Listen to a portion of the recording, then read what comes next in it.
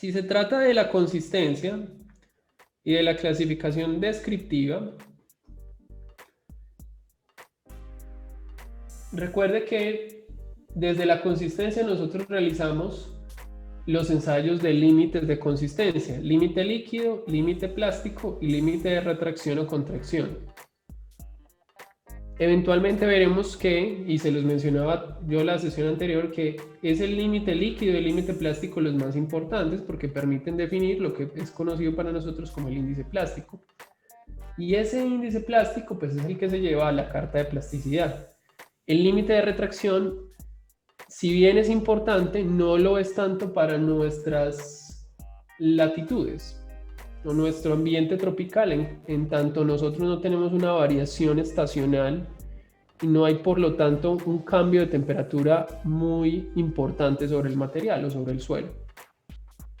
Entonces, en el caso de lo que usted está viendo en pantalla, pues ahí nos están indicando que se realizó un ensayo de límite líquido en donde se utilizó la cazuela de Casa Grande, la que vimos en la sesión anterior, y que para este ensayo se requirieron exactamente 25 golpes de la cazuela para cerrar la ranura de suelo a una distancia de 13 milímetros. Ya usted sabe qué significa eso, la luz de la sesión anterior y de lo que está dentro del video de límites de consistencia.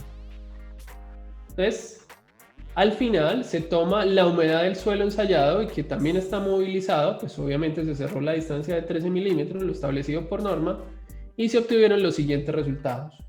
Un peso de la tara más un suelo húmedo, un peso de la tara más el suelo seco y un peso de la tara en aras de poder realizar el cálculo. Entonces, a la luz de eso, pues nuestra intención pasa por determinar el límite líquido. Usted se preguntará, bueno, ¿qué significa esto? ¿Por qué tenemos estos datos en cuestión? ¿Y por qué esto nos van a servir para tomar o determinar el límite líquido?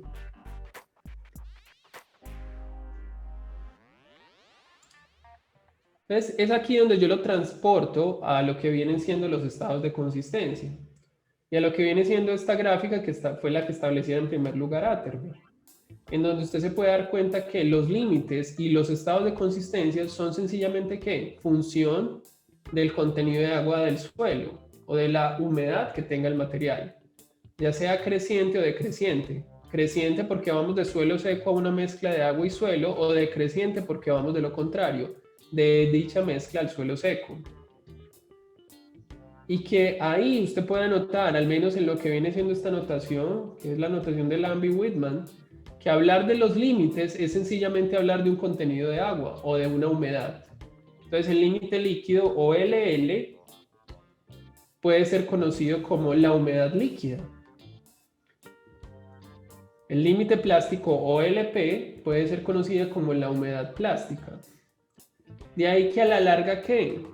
A la larga, tomar los límites no significa más que tomar la humedad. En el caso del límite líquido, esta se toma cuando ¿qué? Cuando el suelo se ha cerrado 13 milímetros dentro de la cazuela y para alcanzar esos 13 milímetros de cierre, pues tuvimos que impactar en la cazuela 25 golpes.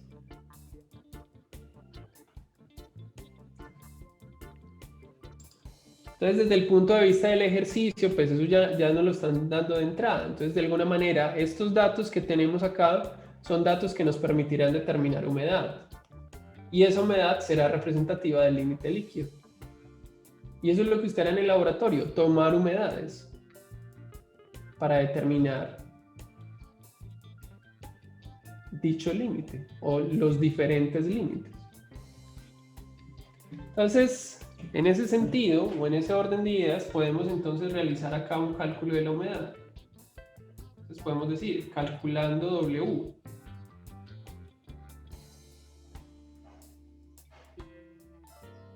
O calculando la humedad.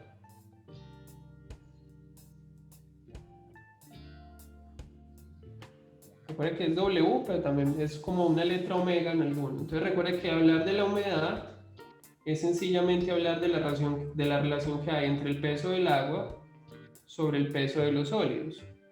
Y que desde el punto de vista del laboratorio, cuando llevamos el suelo al horno, viene estando dado por la siguiente relación.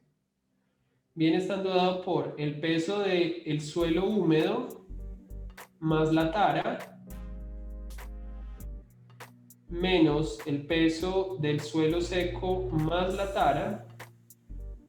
¿Todo esto sobre qué? Sobre el peso del suelo seco más la tara menos el peso de la tara. Entonces, la diferencia en el numerador nos da cuenta de la cantidad de agua que hay dentro del material, y la diferencia del denominador sencillamente nos permite saber cuánto es el peso de los sólidos, cuando se descuenta el peso del recipiente donde estamos tomando la humedad. Entonces, por lo tanto, ¿qué tendremos nosotros? Tendremos que, a la luz de los datos del problema, tenemos 52,20 menos 41,52, esto en gramo fuerza, sobre 41,52 menos 22,40 gramo fuerza, nos permitirán determinar el valor de la humedad. Entonces, si cancelamos las unidades y recordamos que el valor de la humedad pues debe multiplicarse por el 100%. Díganme por favor cuánto es el valor de esta operación que aparece acá. ¿Cuánto nos da la humedad?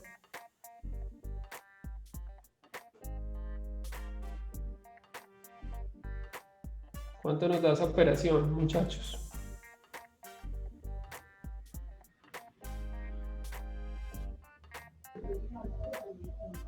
$55.86%. Entonces tenemos acá 55,86%. Esto siendo representativo ¿de qué? De la humedad líquida, o sencillamente siendo para nosotros el valor del límite líquido. Ese es el resultado del ensayo como tal. Vamos a ver eventualmente que en función de eso usted podrá determinar si el suelo es de baja plasticidad o de alta plasticidad. Esto cuando lleguemos a la carta de plasticidad de Casagrande. De entrada uno puede establecer como el límite, pues esto ya más un poco por lo establecido en la teoría de Casagrande, que este suelo es de alta plasticidad porque su límite líquido es mayor del 50. Recuerda que eso será importante, ¿por qué?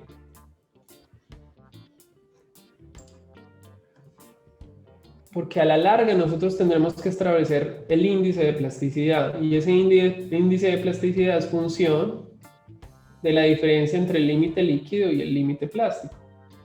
Entonces, tener un gran valor del límite líquido implica tener un gran valor de índice de plasticidad. Entonces, aquello que es capaz de absorber mucha agua en términos de humedad, cuando es sometido a sus golpes, pues de alguna manera, presumiblemente tendrá mayor plasticidad. En tanto lo dijimos la sesión anterior, en lo que venía siendo las conclusiones de los límites de consistencia, los límites de Atterberg, que el límite líquido es más sensible que el LP. El LP varía en un rango muy pequeño, mientras que el límite líquido puede variar en un rango más amplio. La conclusión de eso es eso, entonces, que un suelo con un límite alto presumiblemente podrá tener plasticidad, pero habrá que hacer un complemento, otro ensayo que nos permita a la larga concluir acerca de ello.